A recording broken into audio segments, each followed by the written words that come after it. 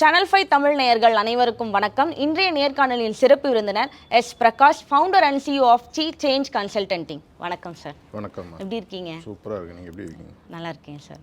ஆன்மீகம் சொன்னாலே ஃபர்ஸ்ட் எல்லாருக்கும் மைண்டில் வருது அவங்க இல்லற வாழ்க்கையை திறந்துருவாங்க. அதுக்கப்புறம் காவி வேஷ்டிலாம் அணிஞ்சிட்டு மலைகள்லையோ அங்கெல்லாம் போயிட்டு தியானம் பண்ணுவாங்க அப்படின்றது தான் எல்லாரோட மைண்ட்லேயும் ஃபஸ்ட்டு வர விஷயமா இருக்கும். So what is spirituality? கடவுள்னா யாருன்னு கேள்வி கேட்குற மாதிரி இருக்குது. நம்மளுடைய மனநிலையை பொறுத்து ஆன்மீகம்னுடைய வார்த்தையினுடைய டெஃபினேஷன் சொல்லுவாங்க. பொருள் மாறிட்டே இருக்கும். ரொம்ப வாழ்க்கையில் முதல் நிலையில் இருக்கிறவனுக்கு இது வெளிப்பட்ட ஒரு விஷயம். சின்ன வயசில் நமக்குலாம் சொல்லி வளர்த்துருப்பாங்க. கடவுள்னு ஒன்று இருக்குது, நியாயம்னு ஒன்று இருக்குது, தர்மம்னு ஒன்று இருக்குது, புண்ணியம்னு ஒன்று இருக்குது, பாவம்னு ஒன்று இருக்குது.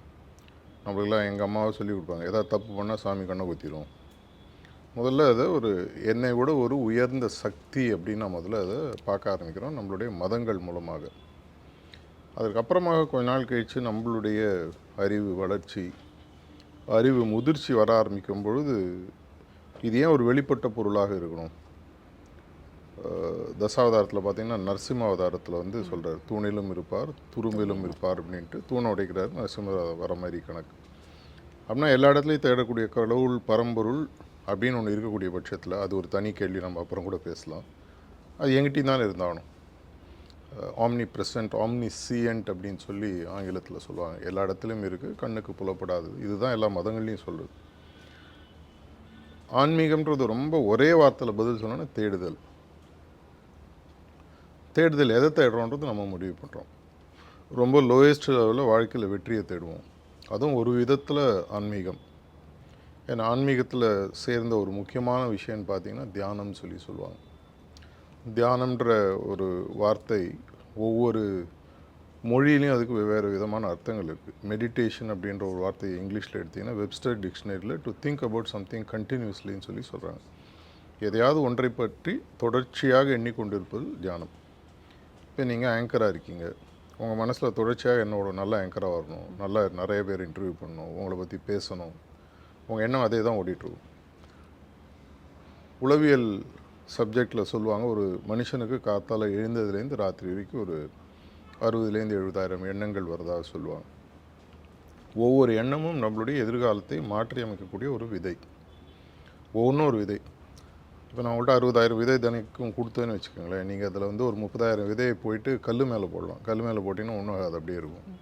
சிலது எந்த விதமான சக்தியும் இல்லாத மண் மேலே போடலாம். சிலது நல்ல ஒரு நஞ்சை புஞ்சை மாதிரி அந்த இடத்துல போடலாம், அது நல்லா வளரும். ஆனால் இந்த 60,000 எண்ணங்களும் வெவ்வேறு சிதறல்களாக இருக்கும்பொழுது அந்த எண்ணத்துக்கு சக்தி இல்லாமல் போகிறது. நம்மளாம் ஸ்கூலில் படிக்கும்போது, இந்த காலத்தில் எப்படின்னு தெரியல, அந்த காலத்தில் ஒரு சிம்பிள் எக்ஸ்பெரிமெண்ட் எங்கள் ஃபிசிக்ஸ் டீச்சர் பண்ணுவாங்க. கையில் ஒரு பஞ்சு இல்லை பேப்பர் கொடுப்பாங்க, சூரியன்கிட்ட போய் காட்டுன்னு சொல்லுவாங்க. அதை கொண்டு போய் காட்டுவோம், ஒன்றும் நடக்காது. எவ்வளோ நேரம் பிடிச்சாலும் ஒன்றும் நடக்காது. அதுக்கப்புறம் வந்து பாட்டி கண்ணாடியில் பூத கண்ணாடி கொடுப்பாங்க. அந்த பூத கண்ணாடி நடுவில் வச்சிங்கன்னா டக்குன்னு அது பற்றிக்கும்.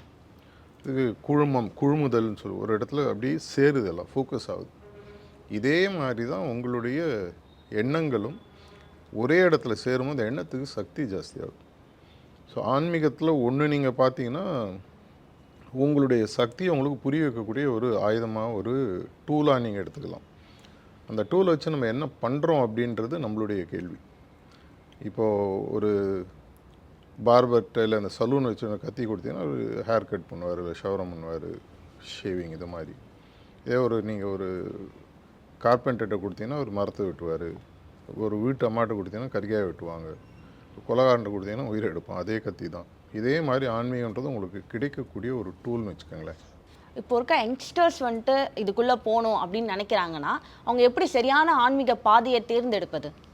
இதுக்குள்ளே போகணுன்றதே வந்து என்னை பொறுத்த வரைக்கும் சரியான கேள்வியாக நான் பார்க்கல. ஏன்னா ஒரு மீன் தண்ணிக்குள்ளே போகணுன்னு சொல்கிறது எந்த அளவுக்கு அறியாமையாக இருக்குமோ, நம்மளாம் ஆன்மீகத்தில் தான் இருக்கோம். நம்மளுடைய மனுஷனுக்கு 2 முக்கியமான கிரியாசக்தின்னு சொல்லி சொல்லுவாங்க. உருவாக்கக்கூடிய சக்திகள் 2 இருக்குது. ஒன்று பார்த்திங்கன்னா எண்ணம், இன்னொன்று பார்த்திங்கன்னா உங்களுடைய உணர்வுகள். இது 2ம் இல்லாத மனிதனாக இருக்க முடியாது. ஒன்று கோமாவில் இருக்கணும், இல்லை செத்து போயிருக்கணும்.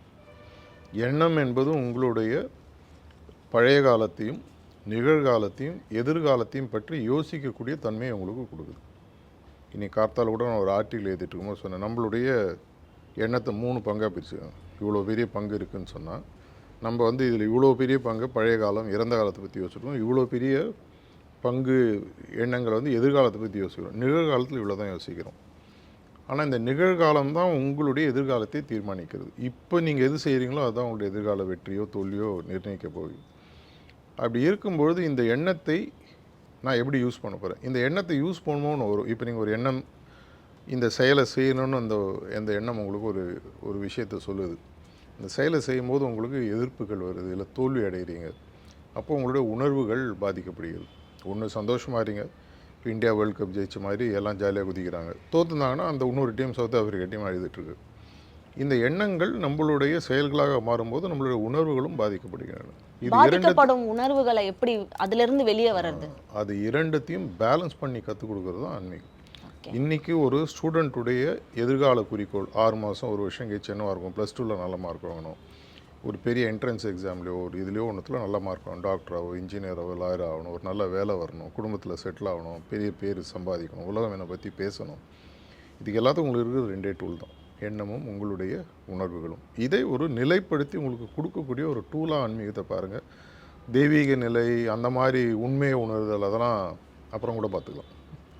இந்த ஸ்பிரிச்சுவல் ப்ராக்டிஸில் பிஎம்எஸ்னு சொல்லப்படுற பாடி மைண்ட் சோலை வந்துட்டு எப்படி மூன்றையும் ஒன்றிணைக்கிறது? ஒன்றிணைச்சதான் ஏற்கனவே இருக்குது. இப்போது உங்களுடைய உயிர் சக்தின்னு ஒன்று இருக்குது. இப்போது நம்ம ரெக்கார்டிங் பண்ணும்போது லைட் போட்டிருக்காங்க, எலக்ட்ரிசிட்டி போயிடுச்சுன்னா அந்த லைட் போயிடும். ஸோ இந்த லைட்டுக்கு உயிர் கொடுக்கக்கூடிய சக்தியானது எலக்ட்ரிசிட்டி. எங்கேருந்து வருது எங்கேருந்து போகுது யாருக்கும் தெரியாது. ஃபேமஸ் ஜென் கொஸ்டின்ஸ்னு சொல்லுவாங்க. ஒரு விளக்கை அணைக்கும் பொழுது அதிலிருந்து வரக்கூடிய ஒளி எங்கே திரும்பி போகிறதுன்னு கேட்பாங்க. அதே மாதிரி உங்களுடைய ஆன்மா ஸ்பிரிட் அப்படின்னு சொல்லலாம், ஸ்பிரிச்சுவாலிட்டின்னு சொல்லலாம். இன்னொன்று உங்களோட உடல், இது சாஸ்வதம். உங்கள் கண் எதிர்க்க இருக்குது, என் கண் எதிர்க்க இருக்குது, உடல் இருக்குது. இன்னொன்று உங்களுடைய எண்ணங்கள், எண்ணங்களுடைய வெளிப்பாடு. மைண்டுன்றது ஒரு ஃபீல்டுன்னு சொல்லுவாங்க. பிரெயின்றது இன்ஸ்ட்ருமெண்ட்டாக இருந்தால் மைண்டுன்றது ஒரு ஃபீல்டு. இது மூணுத்தையும் ஒரு இளைஞனோ இல்லை யாராக இருந்தாலோ இது மூணுத்தையும் பேலன்ஸ் பண்ணும்போது ஒரு 360 டிகிரி அவங்களுக்கு க்ரோத் வருது, எல்லா சைட்லேயும் அவங்களுக்கு க்ரோத் வருதுன்னு சொல்லுவாங்க. இந்த மூணுத்தையும் ஒன்றிணைக்கும் போது என்ன மாதிரியான சேலஞ்சஸ் எல்லாம் ஃபேஸ் பண்ணுற மாதிரி இருக்கும்? என்ன மாதிரி சேலஞ்சஸ் ஃபேஸ் பண்ணுறதுக்கு நீங்கள் தயாராகின்றது தான் இன்னும் பெட்டரான ஆன்சர் ஆகும். சேலஞ்சஸ் ஏற்கனவே நமக்கு இருக்குது, சேலஞ்சஸ் இல்லாமல் வாழ்க்கையே கிடையாது. இன்ஃபேக்ட் சேலஞ்சுன்றது இருக்க தான் நம்ம ஆக்சுவலாக இன்னும் நல்ல வாழ்க்கையில் பரிமளிக்கிறோம் நான் நினைக்கிறேன். ஒரு ஜிம்முக்கு போகிறீங்க, இல்லை நீங்கள் ஒரு ஏரோபிக்ஸ் போகிறீங்க, எந்த விதமான ஸ்ட்ரெச்சும் இல்லைன்னா உங்களுடைய மசில் வளராது. சேலஞ்சுன்றது நம்மளுடைய உடல், எண்ணம், ஆன்மா இதனுடைய முழு சக்திகளை உலகத்துக்கு காட்டக்கூடிய விஷயம். எதிர்ப்புகளுக்கு தான் மனுஷன் நல்லா வரும்னு சொல்லுவாங்க. ஸோ இது வளருவதற்கு உங்களுக்கு ஆக்சுவலாக பார்த்தீங்கன்னா உங்களை தயார் பண்ணக்கூடிய ஒரு நிலைக்கு ஆன்மீகம் எடுத்துகிட்டு போகிறோம். ஆன்மீகம் கண்ணோட்டத்தில் மரணத்தை எப்படி பார்க்குறாங்க? ரொம்ப சிம்பிள். இப்போ நீ சாயங்காலம் போகிறீங்க, இந்த ட்ரெஸ்ஸு இப்போ நீங்கள் போட்டிருக்கிற ட்ரெஸ்ஸோ நான் போட்டிருக்க ட்ரெஸ்ஸோ நாளைக்கு போட முடியும், வேறு ட்ரெஸ்ஸு போடுவோம். ரொம்ப சிம்பிளான ஃபிலசாஃபிக்கல் ஆன்சர், சட்டையை மாற்றுற மாதிரி. சில மதங்களில் அந்த சட்டையை மாற்றுற கான்செப்ட் கிடையாது. இந்து மதத்துலேயும் இன்னும் 1-2 மதங்களையும் இந்த சட்டையை மாற்றுதுன்னு சொல்லுவாங்க. ஆன்மாவானது இந்த சட்டையை ஏதோ ஒரு காரணத்திற்காக எடுத்திருக்கிறது. அது எடுத்திருக்கக்கூடிய காரணம் இந்த சட்டையை போட்ட காலத்தில் நடக்கலைன்றப்போ இன்னொரு சட்டையை அது தேடுது. ஸோ இன்ஃபேக்ட் அந்த காலத்தில் சந்திரபாபுவோடைய ரொம்ப ஃபேமஸ் சாங் உண்டு. பிறக்கும் போதும் அழுகின்றான், இறக்கும் போதும் அழுகின்றான், ஏன்று தெரியாமல் கலங்கும் மானிடனேன்னு சொல்லுவார். எதுக்குன்னு தெரியாமல் நம்ம அழுகிறோம். ஆக்சுவலாக ஒரு ஸ்பெசிஃபிக் ரிலீஜன் பேர் ஞாபகம் இல்லை. அவங்க இறப்பை செலிப்ரேட் பண்ணுறாங்க, பிறப்பை துக்கமாக பார்க்குறாங்க. நீ ஐயோ வந்துட்டியே, இந்த உடலை மாட்டின்ட்டியே நீ அப்படின்னா எதுக்காக வந்திருக்க. இந்த ஜேபி சந்திரபாபு சாங் நான் சொன்ன மாதிரி சில மதங்கள் ஒரு ஸ்பெசிஃபிக் மதத்தில் பிறப்பை துக்கமாக கொண்டாடி இறப்பை சந்தோஷமாக கொண்டாடுறாங்க. ஏன்னா உண்மையான ஆக்சுவலாக தாத்பரியம் பார்த்திங்கன்னா அதுதான். இப்போது நீங்கள் இந்த வீட்டை விட்டு வெளியில் போகிறீங்க, இதுதான் உங்களுடைய வீடு. சாயங்காலம் இந்த வீட்டுக்கு நீங்கள் திரும்பி வரீங்க, இந்த வீட்டுக்கு திரும்பி வரதை பார்த்து நீங்கள் அழுவீங்களா? அதே மாதிரி தான் இந்த உடல்ன்றது இல்லை இந்த உயிர்ன்றது எனக்கு கொடுக்கப்பட்ட ஏதோ ஒரு காரணத்திற்காக, இயற்கையினாலோ என்னை மீறி ஒரு சக்தியினாலோ எதற்கோ ஒரு பர்பஸ்க்காக கொடுத்துருக்கு. அந்த பர்பஸை கண்டுபிடிச்சி அந்த பர்பஸை அடைஞ்சிட்டோன்னா நம்மளுக்கு இந்த உடல்ன்றது இந்த காலத்தில் இருக்கக்கூடிய அந்த உயிரும் உடலும் சேர்ந்து ஒரு விஷயத்தை நம்மளால் சாதிக்க முடியுதுன்னு எடுத்துக்கலாம். இறந்த பிறகு இந்த ஆன்மா எங்கே போகும், என்ன நடக்கும் அதுக்கப்புறம்? 2 நிமிஷம் முன்னாடி ஒரு ஜென் கொஸ்டின் சொன்னேன் இல்லையா, இதே கேள்வி தான். ஜென் கொஸ்டின்ஸ்ன்றது ஜாப்பனீஸ் கான்செப்டில் பார்த்தீங்கன்னா இன்று வரைக்கும் அதுக்கு பதிலே கிடையாது. இப்போது ஒரு ஒளி தரக்கூடிய பல்பை சுவிட்ச் ஆஃப் பண்ணால் அந்த பல்பில் தெரிஞ்ச ஒளி எங்கே போகுது தெரியாது. அதை போன்று மனிதனுக்கு ஒரு என்ன பிரச்சனைனா, நம்மளுக்கு இருக்கக்கூடிய திங்கிங்கிறது யூனி டைமென்ஷனல். ஒரு டைமென்ஷனாக தான் நம்ம எல்லாத்தையும் யோசிப்போம். என்ன டைமென்ஷன் பார்த்தீங்கன்னா, உங்களுக்கு வாழ்க்கை எப்படி தெரிகிறதோ அப்படி தான் நீங்கள் வாழ்க்கையை பார்ப்பீங்க. உங்களுக்கு ஒரு புரியாத விஷயத்தை உங்களால் பார்க்கவே முடியாது. ஏன்னா நீங்கள் லெஃப்ட் பிரெயினை யூஸ் பண்ணுறீங்க, லாஜிக்கல் பிரெயின் சொல்லுவாங்க. இந்த லாஜிக்கல் பிரெயினை பொறுத்த வரைக்கும் என்னுடைய 10, 15, 20, 30, 40 வயசு என்ன இருக்கோ எனக்கு, இந்த காலகட்டத்தில் என்னுடைய மூளையில் இறங்கி பதிவான விஷயங்களை மட்டும்தான் என்னால் பார்க்க முடியும். அதை மீறிய விஷயத்தை உங்களால் பார்க்க முடியாது. இப்போ உதாரணத்துக்கு நான் இங்கே வந்து நம்மளை சுற்றி காற்று, ஒளி, தண்ணீர் எல்லாமே இருக்குன்னா உங்களால் இமீடியட்டாக புரியாது. சரி, ஒளி இருக்குது, சரி, காற்று எங்கே இருக்குது? நீங்கள் சுவாசிக்கக்கூடிய காற்று சின்ன வயசில் சொன்னதுனால தெரியும். தண்ணீர் இருக்குதுன்னு சொன்னால் எப்படி சொல்வீங்க? இருக்கா நம்மளை சுற்றி இருக்கு, இப்போ இல்லை. எப்படி இல்லைன்னு சொல்கிறீங்க? யோசிச்சு பாருங்கள். காற்றுல எல்லாமே பார்த்தீங்கன்னா இப்போ மழைன்றது எப்படி வருது?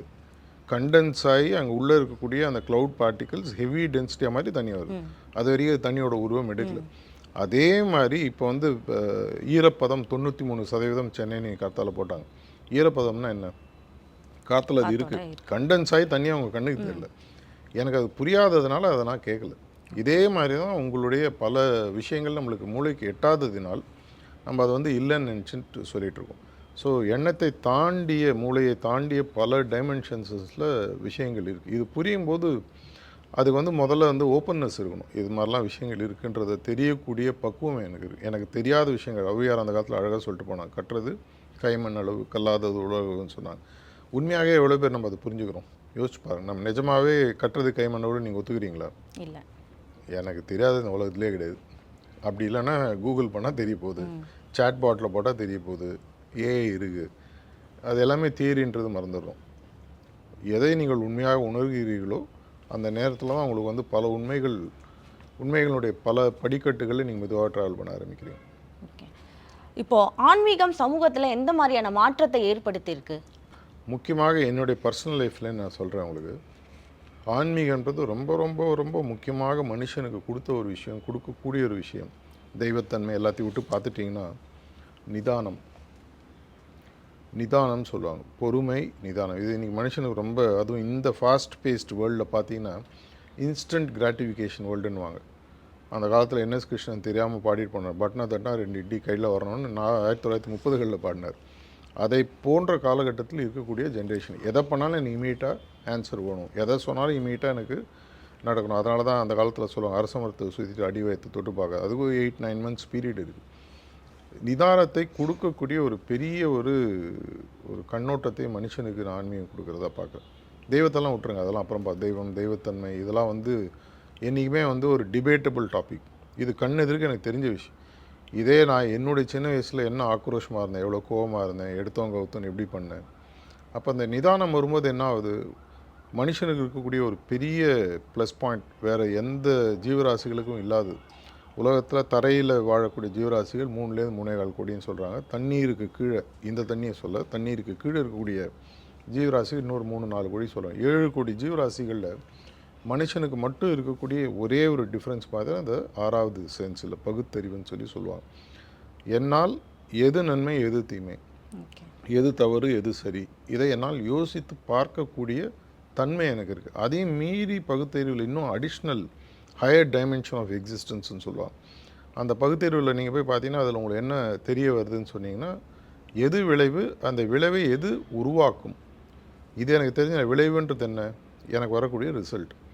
இப்போ நீங்கள் பாப்புலர் ஆகணும், இது இன்டர்வியூ பண்ணுறீங்க, இதை கேட்கறது மூலம் நான் பாப்புலர் ஆகணும், அது என்னுடைய விளைவுன்னு வச்சுக்கோங்களேன். 3 மாதத்துலையோ 6 மாதத்துலையோ 1 வாரத்துலையோ இந்த விளைவுகள் வரணும்னா இந்த இன்டர்வியூ நான் எப்படி நடத்தணும், அது இன்றைய மூலக்காரணம். அதை நான் கரெக்டாக செய்யும்போது விளைவு வரும். இதை சிந்திக்கக்கூடிய, மெதுவாக ஸ்லோ டவுன் பண்ணி பார்க்கக்கூடிய ஒரு தன்மையை உங்களுக்கு ஆன்மீகம் கொடுக்குது. ஒரு நிமிஷம் வெயிட் பண்ணால் உலகம் ஒன்றும் ஓடிட்டு போகுது. எப்பேற்பட்ட பெரிய மனிதர்களும் வாங்கி எல்லாம் போயாச்சு, மேலே உலகம் நடந்துட்டு தான் இருக்குது. நானும் நீங்களும் இப்போ பேசிட்டு போனதுக்கப்புறம் இன்னும் 10 வருஷம் 20 வருஷம் உலகம் நடந்துட்டு தான் இருக்கும். அதனால் இந்த நிதானம் பிரதானம்னு பெரியவங்களாம் சொல்லுவாங்க. அந்த நிதானத்தை இளைஞர்களுக்கு இன்றைக்கி ரொம்ப முக்கியம். நான் உங்களுடைய லைஃப் என்ஜாய் பண்ணுவேனாலும் இனிமேல் நானும் லைஃப் என்ஜாய் தான் பண்ணுறேன். படம் போகிறேன், ரெஸ்டாரண்ட் போகிறோம், குடும்பத்தோடு இருக்கோம், கல்யாணம் போகிறோம், எந்த விதமான இதுவும் இல்லை. ஆனால் எதையுமே ஒரு நிதானத்துடன் செய்யும் பொழுது உங்களுடைய அறிவுக்கு ஒரு பாஸ் பட்டன் நீங்கள் கொடுக்கறதுக்கு ஆன்மீகம் இன்ஸ்டண்ட்டாக சொல்லிக் கொடுக்கும். ஓகே. ஆன்மீகத்தில் மெடிடேஷனோட பங்கு என்னவா இருக்குது? ஆன்மீகம்ன்றது போகக்கூடிய குறிக்கோள்னா மெடிடேஷன்றது வெஹிக்கிள் டு டேக் மீ தேர்னு வச்சுக்கோங்களேன். நான் இப்போ சென்னையிலேருந்து பெங்களூருக்கு போனோம், அது என்னுடைய குறிக்கோள். அதை எடுத்து செல்வதற்கு எனக்கு பலவிதமான வழிகள் இருக்குது. மதம்ன்றது ஒரு வழி இல்லையா? இப்போ மதம்ன்றது சைக்கிள்னு வச்சுக்கோங்களேன். இப்போ நான் ஃபாஸ்டஸ்ட்டாக போனோம் பெங்களூருக்கு அப்படின்னு சொன்னால் நான் ஃப்ளைட்டில் போவேன். இல்லை இன்னும் ஃப்யூச்சரில் பார்த்தீங்கன்னா ஹைப்பர் போல், இது மாதிரி பல விஷயங்கள் இருக்குது. ஆன்மீகம் என்பது என்னுடைய உயரிய குறிக்கோளை எவ்வளோ வேகமாக போக முடியுமோ, எதை நீங்கள் இன்ஸ்டன்ட் கிராட்டிஃபிகேஷன் உங்கள் லைஃப்பில் பார்க்குறீங்களோ அதை ஆக்சுவலாக ஆன்மீகம் கொடுக்குது. இது மக்களுக்கு புரியறதில்ல. இப்போ நான் ரீசெண்டாக போன வாரம் ஒரு விஷயத்தை இன்னொரு நபருடன் டிஸ்கஸ் பண்ணிகிட்டு இருந்தேன். இன்றைக்கி இருக்கக்கூடிய இளைஞர்களுக்கு இருக்கக்கூடிய பல டைமென்ஷன்ஸ் பழைய ஜென்ரேஷனுக்கு புரியுது. உதாரணத்துக்கு மரபணுன்னு சொல்லுவாங்க. எவ்வளோ தூரம் நீங்கள் வார்த்தையை கேள்விப்பட்டிருக்கீங்கன்னு தெரியல எனக்கு. டிஎன்ஏன்னு இங்கிலீஷில் சொல்லுவாங்க. இந்த டிஎன்ஏ தான் உங்களுடைய ஆக்சுவலாக உங்களுடைய எபிலிட்டியை டிஃபைன் பண்ணுது. ஒரு 1998க்கு முன்னாடி வரைக்கும் சயின்ஸ் என்ன சொல்லுதுன்னா, எல்லாரும் பிறந்தவங்களும் டூயல் சேனல் டிஎன்ஏல பிறந்தவங்கன்னு. இந்த டிஎன்ஏன்றது இப்படி இருக்கும். அதுக்குள்ளே தான் உங்களுடைய கம்ப்ளீட் ஹியூமன் ஸ்ட்ரக்சர். கடைசியாக நடந்த 1 லட்சம் 2 லட்சம் வருஷங்கள் உலகத்தில் நடந்த அனைத்து விஷயங்களும் அந்த டிஎன்ஏல ப்ரோக்ராம் ஆயிருக்கு. அதை தாண்டிய இன்னும் 14 டிஎன்ஏ ஸ்ட்ராண்ட்ஸ் இருக்குன்றதை கண்டுபிடிச்சி 98ல் வந்த அதுக்கப்புறம் பிறந்த பல குழந்தைகளுக்கு 3வது 4வது ஸ்ட்ராண்ட் உருவாகிறதா சொல்கிறாங்க. அவங்களுக்கு அந்தளவுக்கு அடிஷ்னல் திறமைகள்லாம் இருக்குது. இது எல்லாத்தையும் உங்களுக்கு புரிய வைக்கக்கூடிய, இது எனக்கு இருக்குன்றதை தெரிய வைக்கிறதே உங்களுக்கு ஒரு உங்களை விட்டு வெளியிருந்து உங்களை பார்க்கறதுக்கு இனி வேறு எந்த டூலும் கிடையாது. ஆன்மீகம் அதை கொடுக்குது. எப்படி அதை கொடுக்குது ஆன்மீகம்? இப்போ நீங்கள் ஒரு கண்ணாடியை பார்க்குறீங்க, என் முகம் தெரியுது. இது உங்களுக்கு புரியாததுனால நம்மளால் யோசிக்கும். இதே கண்ணாடி உங்களுக்கு உள்ளே வச்சா எப்படி இருக்கும்? நம்மளால் சிந்திக்க முடியாது. ஏன்னா இது வரைக்கும் நம்ம அது மாதிரி செஞ்சதில்லை. அந்த கண்ணாடி எனக்கு உள்ளே இருந்து உள்ளே இருக்கக்கூடிய விஷயங்களை உள்ளேருந்து எனக்கு சொல்லிகிட்டே இருக்குன்னு வச்சுக்கோங்களேன். இது ரைட்டு. அந்த காலத்தில் பெரிய மனிதர்கள் இதுக்கு படித்தவர்கள் அழகாக கான்ஷியன்ஸ், என்னுடைய மனசாட்சி, உள்ளுணர்வு, உள்குரல், ஆன்மா, இது மாதிரி பல பேர் வச்சுட்டு போயிட்டாங்க. இதை உங்களுக்கு பார்க்கும் பொழுது என்னை தாண்டிய, நான் எப்பவுமே என்னுடைய பல லீடர்ஷிப் செஷன்ஸ்லாம் சொல்கிறது, தன்னை அறிந்தவன் தலைவன், தன்னை உணர்ந்தவன் ஞானி. அதை உணர்ந்துட்டிங்கன்னா நீங்கள் பல தன்னை அறியறதுன்றது ரொம்ப சிம்பிளான விஷயம். நான் படிச்சிருக்கேன், நான் ஏஎஸ்ஸு, ஐபிஎஸ்ஸு, எம்பிஏ, டாக்டர், அந்த மாதிரி விஷயங்கள். என்னை மீறி ஒரு சக்தி இருக்குது. அந்த சக்தி எனக்கு தொடர்ச்சியாக ஹெல்ப் பண்ண முடியும். அந்த சக்தியுடன் நான் இணைந்து விட்டால், இதை கதையாக சொல்லணும்னா மகாபாரத கதை எடுத்துங்க, எல்லாருக்கும் தெரிஞ்சது. வெற்றி பெற்றது ஃபைனலாக இதில் பார்த்தீங்கன்னா பாண்டவர்கள். அவங்க கௌரவ சேனையோட 1/10 தான். இவங்க 5 பிரதர்ஸு, அவங்க 100 பிரதர்ஸு. இவங்க எல்லாத்துக்கும் ஃபைனலாக இருந்த டிஃப்ரென்ஸ்னு பார்த்தீங்கன்னா, நிராயுத பாணியாக அவங்க பின்னாடி இருந்த கிருஷ்ணர்னு சொல்லுவாங்க. அவர் என்ன பண்ணுறாரு, உங்க கூட நான் இருக்கேன், நான் சண்டை போட மாட்டேன், ஆனால் உனக்கு அட்வைஸ் பண்ணுறேன்றார். அந்த மாதிரி உள்ளே இருந்துன்னு இது ரைட்டு இது தப்பு உங்கள் வாழ்க்கையிலே நீங்கள் போகிறீங்க, ஸ்ப்ளிட் செகண்ட். இன்னைக்கு காலத்தில் ஒரு வாட்ஸ்அப்பில் யாரோ வீடியோ ஃபார்வர்ட் பண்ணாங்க, யாராவது துணியை உணர்த்துக்கு ஒரு கொடியை தூக்கி போடுறாரு, வீடியோ ரெக்கார்ட் ஆகி சிசிடிவியில் வந்துருக்கு, நீங்கள் பார்த்தீங்களான்னு தெரியல. இந்த கொடி பட்டு ஸ்பாட்டில் அவர் இறக்குற அந்த நேரத்தில் காலி. இதே உங்களுக்கு உள்ளேருந்து ஒரு உணர்வு வருதுன்னு வச்சுக்கோங்க, ஒரு செகண்ட் வெயிட் பண்ணு, மேலே பாரு, கொடி போட்டதுன்னா மேலே பாருன்ற அந்த எண்ணம் அவசரம். இப்போ இருக்கக்கூடிய காலத்தை எதையுமே முதல்ல முடிச்சுட்டு அப்புறம் தான் நம்ம யோசிக்கிறோம். இது இப்படி பண்ணால் எப்படி இருக்கும், இது பண்ணால் எப்படி இருக்கும், இப்படி போனால் எப்படி இருக்கும். அந்த காலத்து ஃபேமஸ் படம் 12B மூவி நீங்கள் கேள்விப்பட்டிருக்கீங்க இல்லையா? அதே மாதிரி ஷாமு, ஜோதிகா, சிம்ரன் இவங்களோட போனால் வாழ்க்கை ரெண்டும் பேரலாக ஓடுற மாதிரி. இதே மாதிரி உங்களால் எதிர்காலத்தை நடப்பதற்கு முன்னால் பார்த்து அதற்கு தேவையான கரெக்ஷன் நான் எடுக்கிறேன். இப்போ ஜிபிஎஸ்சில் நீங்கள் ஒரு இடத்துக்கு போகிறீங்க, என்ன பண்ணுறீங்க, 2-3 வழியில் போய் டிராஃபிக் எங்கே ஜாம் ஆகிருக்குன்னு பார்க்குறீங்க. எங்கே ரெட்டாக இருக்கோ அவாய்ட் பண்ணி ப்ளூ இருக்குது சைடு போகிறீங்க இல்லையா? ஜிபிஎஸ்சில் பண்ணுறதை நம்புறீங்க. உங்களால் உள்ளே பண்ண முடியும்னு உங்களால் நம்ப முடிஞ்சுன்னா அது ஆன்மீகம் உங்களுக்கு கொடுக்குது. அது எப்படி நம்ம உள்ளுணர்வை கொண்டு வர்றது? அப்படி இப்போ நான் ஒரு மாம்பழத்தை பற்றி 1/2 மணி நேரம் பேசுகிறேன், நல்லா இருக்குது, ஸ்வீட்டாக இருக்குது, ரொம்ப நல்லாயிருக்கும், இது ருமானி, இது இந்த பிராண்ட் அல்ஃபோன்ஸா, எப்போ உங்களுக்கு அதனுடைய எஃபெக்ட் தெரியும்? நான் அதை சாப்பிட்டு பார்க்கணும். அதே தான் ஆன்மீகம். ஆன்மீகத்துக்குன்னு பல பயிற்சிகள் இருக்குது, ஒரு வழிதான் சொல்லி கிடையாது. இந்த பயிற்சிகளை நீங்கள் உள்ளே இறங்கி பார்க்க உங்களுக்கு அதனுடைய தன்மைகள் புரியும். இப்போ நாங்கள் நார்மலாக என்ன சொல்லுவோம்னா, முதல்ல ஆன்மீகத்தின் முதல் படி தியானம்னு சொல்லுவோம். எத்தனை படிகள் இருக்குது இதில்? பல படிகள் இருக்குது. முழுசாக பார்த்தா தமிழில் எப்பவும் நம்ம பெரியவர்கள் அந்த காலத்துலேயும் நிறைய விஷயம் சொன்னாங்க. கண்டவர் சொன்னதில்லை, சொன்னவர் கண்டதில்லை. ஃபுல்லாக போனோம் திரும்பி சொல்ல போகிறதில்ல. அந்த இங்கிலீஷில் புக்ஸில் ரொம்ப ஃபேமஸ் டாபிக் மாதிரி என்டின்னு சொல்லுவாங்க, நியர் டெத் எக்ஸ்பீரியன்சஸ்னு ஒரு புக்கே இருக்குது. நிறைய புக்ஸ் இருக்குது, நான் எக்கச்சக்கமாக அதில் படிச்சிருக்கு. இந்த நியர் டெத் எக்ஸ்பீரியன்ஸுன்றது அந்த நேரத்தில் உயிர் போயிட்டு ஏதோ ஒரு காரணத்துக்காக திரும்பி வந்தது. சர்ஜரி நடந்துகிட்ருக்கும், டாக்டர்ஸ் அவங்கள ரைட் ஆஃப் பண்ணி செத்துட்டான்னு சொல்லியிருப்பாங்க. அந்த நேரத்தில் பார்த்தீங்கன்னா த சோல் ஹோவர்ஸ் அரௌண்ட் த பாடின்னு அது அப்படியே பறந்துட்டுருக்கு. அந்த சோல் திரும்பி சோலோ உயிரோ அந்த சக்தியோ திரும்பி உடலுக்கு வருது. உடலுக்கு வந்தோடனே அவங்க சொல்கிறாங்க, ஒரு 6-7 மணி நேரத்துக்கு நான் காற்றுல பறந்துட்டு இருந்தேன், நீங்கள் சர்ஜரி பண்ணுறதெல்லாம் பார்த்தேன். ஒரு புக்கில் அந்த டாக்டர் கேட்குறேன், நான் நம்ப மாட்டேமா அப்படின்ற போது 1 ஹவர் கழிச்சு நீங்கள் என்ன பண்ணீங்க, அவங்க ரெக்கார்டில் போய் பார்க்குறாங்க, டைம் படி அந்த ஆளுக்கு அனஸ்தீஷியா கொடுத்து பாடி ரிவைவ் பண்ணல, சாக போகிறான்றது டாக்டருக்கு தெரிய ஆரம்பிச்சிச்சு. மேலேருந்து பார்த்து அப்போ நீங்கள் நர்ஸ்ட்டு இது பேசுனீங்க, இந்த இன்ஸ்ட்ருமெண்ட் எடுத்தீங்க, அதெல்லாம் சொல்லும்போது அவர் நம்புகிறார். அந்த மாதிரி போயிட்டு வந்தவங்களாம் சொல்கிறாங்க, இதை தாண்டிய பல டைமென்ஷன்ஸ் இருக்குது. அங்கே போகும்போது நமக்காக சில தேவதைகள் இருக்காங்க, சில படித்தவங்க இருக்காங்க, சில ஞானிகள் இருக்காங்க. உங்களுடைய லைஃப்பை ஒரு எக்ஸ்பீரியன்ஸாக உங்களுக்கு காட்டுறாங்க. உனக்கு இந்த லைஃப் கொடுக்கப்பட்டது, நீ கரெக்டாக வாழ்ந்தியா, திரும்பி போய் வாழ போறியா அப்படின்ற ஒரு வாய்ப்பு கிடைக்குதுன்னு சொல்லி சொல்கிறாங்க. இது எதுவுமே நம்மளால் கன்க்ளூசிவாக என்னாலே உங்களால் சொல்ல முடியாது, ஏன்னா நமக்கு அந்த அனுபவம் கிடைக்கல. ஆனால் அனுபவம் கிடைச்சவங்க எழுதியிருக்காங்க. தியானத்தில் இந்த மாதிரி பல டைமென்ஷன்ஸில் உள்ளே போகும்போது உணர முடியும். நீங்கள் அஷ்டாங்க யோகான்னு எடுத்து பார்த்தீங்கன்னா அதில் 8வது படி சமாதின்னு சொல்லி சொல்லுவாங்க.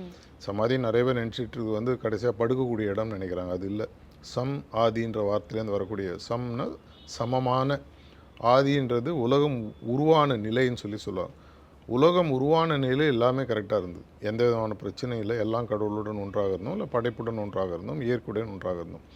அந்த நிலையை உங்களால் ஆன்மீகத்துக்கு கொண்டு போய் இந்த நிலைக்கும் அந்த நிலைக்கும் இடைப்பட்டு ஹண்ட்ரட்ஸ் ஆஃப் டைமென்ஷன்ஸ் இருக்குதுன்னு சொல்லி பல புத்தகங்களில் எழுதி நானும் படிச்சிருக்கேன். சிலது அனுபவபூர்வமாக நான் உள்ளே சொல்லியிருக்கேன். ஆனால் நான் என்ன சொன்னாலும் அதை வார்த்தைகளால் என்னால் புரிய வைக்க முடியாது. எண்ணம் போல் வாழ்க்கை அப்படின்னு சொல்கிறாங்க, அது எந்த அளவுக்கு உண்மை? எண்ணமும் உணர்வும் போல வாழ்க்கைன்னு சொல்லி சொல்லலாம். எண்ணம்ன்றது பார்த்தீங்கன்னா ஆங்கிலத்தில் ஐக்யூன்னு சொல்லி சொல்லுவாங்க, இன்டெலிஜென்ஸ் கோஷன்ட்டுன்னு சொல்லி சொல்லுவாங்க. இதே லாஸ்ட் 70-80 வருஷமாக பார்த்தீங்கன்னா ஒரு புது டாபிக் எமர்ஜ் ஆகிருக்கு, இக்யூன்னு சொல்லி சொல்லுவாங்க, எமோஷ்னல் கோஷன்ட். இந்த ஐக்யூன்ற சப்ஜெக்டில் நீங்கள் உள்ளே போனீங்கன்னா நார்மலாக லோயஸ்ட் பார்த்தீங்கன்னா மொரான்னு சொல்லி சொல்லுவாங்க. அந்த ஐக்யூ டெஸ்ட் வச்சா மொரான்னா 60-70 மார்க் வாங்குறாங்க. கம்ப்ளீட் வடிகட்டிய முட்டாள்னு தமிழில் சொல்லலாம். அதுக்கு அடுத்தது இடியட்னு ஒரு கேட்டகரி இருக்குது, அவங்க ஒரு 70-80 மார்க் வாங்குறவங்க அந்த டெஸ்ட்டில்.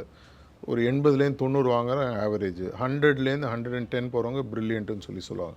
அதில் ஹையஸ்ட் ஒன்று இருக்குது, மென்சா கிளப்னு ஒன்று இருக்குது. 150க்கு மேலே போனீங்கன்னா மென்சா கிளப். ஐன்ஸ்டைன்லாம் அந்த கிளப்பில் இருக்கிறவன்னு சொல்லி, அது மாதிரி உலகத்தில் மென்சா கிளப்புக்குன்னே தனியாக குரூப்ஸ்லாம் இருக்குது. அதுக்கப்புறம் தான் கண்டுபிடிக்க ஆரம்பித்தாங்க. ஆனால் பல இதை போன்ற படித்த பெரிய பெரிய மனிதர்கள்லாம் வாழ்க்கையில் ஆக்சுவலாக ஃபெயிலியராக இருக்காங்க. என்னன்னு போய் பார்த்தா புத்திசாலியாக இருப்பான், ஆனால் ஒய்ஃபோட எப்படி பேசணும்னு தெரியாது, அம்மாவோட எப்படி பேசணும்னு தெரியாது. பக்கத்து வீட்டில் இருக்கிறவங்களோட சோஷியல் ஸ்கில்ஸ்ன்னு சொல்லுவாங்க இந்த காலத்தில். அதுக்கு முதல்ல வரும்போது அதுக்கு பேர் வச்சது பார்த்தீங்கன்னா இக்யூவில் எமோஷ்னல் கோஷன்ட்டுன்னு சொல்லி சொல்லுவாங்க. என்னுடைய உணர்வு முறை சார்ந்த புத்திசாலித்தனம் எப்படி இருக்குது அப்படின்றதுக்கு ஒரு சயின்ஸ் வர ஆரம்பித்து இன்றைக்கி ரொம்ப பாப்புலர் ஆகிடுச்சு. அதுக்கு அடுத்தது 3வது ஒன்று வந்தது, ஏக்யூன்னு ஒன்று வந்திருக்கு இப்போது, அடாப்டிவ் கோஷன்ட்டுன்னு சொல்லி சொல்லுவாங்க.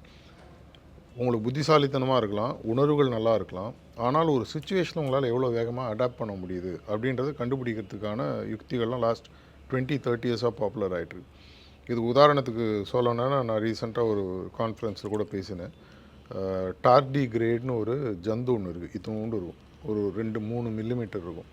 இது ஆக்சுவலாக 10 பில்லியன் வருஷத்துக்கு முன்னாடி எர்த்து உருவாகின காலத்துலேருந்தே கடல் அடியில் இருக்கிறதா சொல்லுவாங்க. இதை எடுத்து ஒரு 40 வருஷத்துக்கு முன்னாடி விண்கலத்தில் போட்டு சந்திரமண்டலத்துக்கு அனுப்பிச்ச போது டெஸ்டிங்காக நிறைய ஜேர்ம்ஸ் எல்லாத்தையும் போட்டு அனுப்புவாங்க என்ன நடக்குதுன்னு கேட்குறதுக்காக. அங்கே போய் பார்த்துட்டு 30 வருஷம் விட்டுட்டு வந்துட்டாங்க. 30 இயர்ஸ் கழிச்சு அடுத்த ஒரு டெஸ்ட்டுக்கு ஒரு இது போகும்போது பார்த்தா அது உயிரோடு இருந்தது. என்னென்னு போய் கண்டுபிடிச்சா அந்த டார்டிகிரேனுடைய திறமை பார்த்தீங்கன்னா 250 டிகிரி வேரியண்ட்டாக. அதால் இப்போ ஒரு 10 டிகிரி இங்கே ஏறினா நம்மளால் தாங்க முடியாது. இப்போ -20 போனால் நம்மளாம் சென்னையில் இருக்கிறவங்க சத்தியமாக தாங்கவே முடியாது. அது பார்த்தீங்கன்னா -250லேருந்து +300 வரைக்கும் அப்படியே ஏற்றிட்டு போனோட அது உயிரோடு இருக்கும். இதேமாரி கற்பாம்பூச்சி சொல்லுவாங்க. கற்பாம்பூச்சி மட்டும்தான் இனி உலகத்தில் நியூக்ளியர் அட்டாக்கில் சாகாமல் வெளியில் வரக்கூடிய ஒரே ஜந்துன்னு பார்த்தீங்கன்னா கற்பாம்பூச்சின்னு சொல்லி சொல்லுவாங்க. நம்ம நிறைய பேருக்கு பிடிக்காத ஒரு விஷயம். இந்த மாதிரி விஷயங்களை என்ன சொல்லுதுன்றது சயின்ஸ் போய் ஆராய்ச்சி பண்ணி பார்த்தபோது தர் எபிலிட்டி டு அடாப்ட். நீங்கள் சார்ல்ஸ் டார்வின் படிச்சிருப்பீங்க. சார்ல்ஸ் டார்வின் தான் நம்மளுடைய மனிதன் ஆந்த்ரோபாலஜிஸ்ட்னு சொல்லுவாங்க. அவர் எப்படி மனிதர்கள் இன்றைக்கி பிறந்தாங்கன்ற ஒரு சயின்ஸாக சொன்னவர். ரைட்டு தப்புன்றது நிறைய ஸ்கூல்ஸ் ஆஃப் தாட் இருக்குது. அவர் என்ன சொன்னார், எந்த ஜந்து, எந்த பிறவி, எந்த ஒரு என்ன சொல்ற living being is the fastest to adapt change is the one which will சர்வேன்னு சொல்கிறார். எது சக்தியானதோ அது தொலைகாலத்தில் இருப்பதில்லை. எதனால் தொடர்ச்சியாக மாற்றம் கொண்டு வர முடியும், அந்த மாற்றத்துக்கு எதனால் டக்கு அடாப்ட் பண்ணுதோ அதனால தான் வாழ முடியும்னு சொல்கிறார். இது 3வது. 4வது, இது 3த்தையும் சேர்ந்தது பார்த்தீங்கன்னா எஸ்கியூல ஸ்பிரிச்சுவல் கோஷன்ட்டுன்னு சொல்லுவாங்க. உங்களுடைய இந்த 3த்தையும் சேர்ந்து உள்ளே இருக்கக்கூடிய அந்த ஆன்மீக சக்தி உங்களுக்கு எப்போ புரியுதோ அதை இந்த 3 விஷயங்களையும் கண்ட்ரோல் பண்ணுற பேக் போனுன்னு பார்த்தீங்கன்னா எஸ்கியூல ஸ்பிரிச்சுவல் கோஷன். இதை உங்களுக்கு ஆன்மீகம் நேரடியாக சொல்லித் தருகிறது தியானன்ற முதல் படியின் மூலமாக. ஃப்யூச்சரில் இந்த ஸ்பிரிச்சுவல் ப்ராக்டிஸ்லேயும் சரி லைஃப் ஸ்டைல்லையும் மெடிடேஷனோட பங்கு என்னவா இருக்கும்னு நீங்கள் நம்புறீங்க? நீங்கள் ஸ்டீவன் ஸ்பீல்பர்க் படம்லாம் பார்த்துருக்கீங்களா? அவரோட ரொம்ப ஃபேமஸ் படம் பார்த்தீங்கன்னா பேக் டு த ஃபியூச்சர். அந்த படத்தில் பார்த்தீங்கன்னா அவர் என்ன பண்ணுவார், 50-100 வருஷம் பேக்கில் போயிட்டு டைம் மிஷின் மூலமாக ஃப்யூச்சரில் போவார் இல்லையா? இது மாதிரி ஐசாக் ஆசிமோவ் காலத்தில் ஆரம்பித்து நிறைய பேர் இந்த டைம் மிஷின்ற கான்செப்ட் எழுதியிருக்காங்க. ஆக்சுவலாக நம்ம எதிர்காலத்தில் நடக்கக்கூடியதுன்னு பேசிய பல விஷயங்கள் நீங்கள் எவ்வளோ தூரம் இந்த அட்லாண்டிஸ்ன்ற கான்செப்ட் படிச்சிருக்கீங்கன்னு தெரியல. அட்லாண்டிக் ஓஷனில் ஒரு பெரிய இனம் இருந்ததாகவும் அந்த இனம் வந்து இன்னிலேருந்து இன்னொரு 500-600 வருஷம் கழிச்சு இருக்கக்கூடிய சயின்டிஃபிக் டெவலப்மெண்ட் அவங்க 30,000 வருஷத்துக்கு முன்னாடியே பார்த்துட்டாங்க. ஏதோ ஒரு காரணத்தினால அந்த மொத்த ஐலண்டும் 10 கிலோமீட்டர் தண்ணிக்குள்ளே போய் அடங்கிட்டதாகவும் அந்த இடத்த இப்போ கண்டுபிடிச்சிருக்காங்க. ரீசெண்டாக நிறைய யூடியூப்பில் போய் தேடி பார்த்தீங்கன்னா அட்லாண்டிஸ் சிவிலைசேஷன் போட்டுப்பாரு, நிறைய வீடியோஸ் இருக்குது. அவங்களாம் வந்து ஆக்சுவலாக நம்ம இதே நீங்கள் ராமாயணத்தில் படித்து பாருங்கள், உண்மையோ பொய்யோ அது தனி கதை, அதை விட்டுருவோம். கடைசியில் ராமர் எப்படி லங்கையிலேருந்து இந்தியாவுக்கு திரும்பி வர்றாரு, புஷ்பக விமானம் யார் எழுதிருக்காங்க? அந்த காலத்தில் வந்து இவரே உங்களுக்கு வால்மீகி எழுதியிருக்காரு. ஆகாயம் மூலமாக பறந்து வராங்க. அப்படின்னா இதெல்லாம் அந்த காலத்தில் இருந்திருக்கு. இதே மாதிரி பார்த்தீங்கன்னா நாங்கள் சொல்லக்கூடிய இந்த தியான முறைன்றது ராமருடைய அப்பா தசரத மகாராஜாவுக்கு 72 ஜென்ரேஷனுக்கு முன்னாடி வரைக்கும் இந்த பயிற்சி உலகத்தில் இருந்திருக்கு.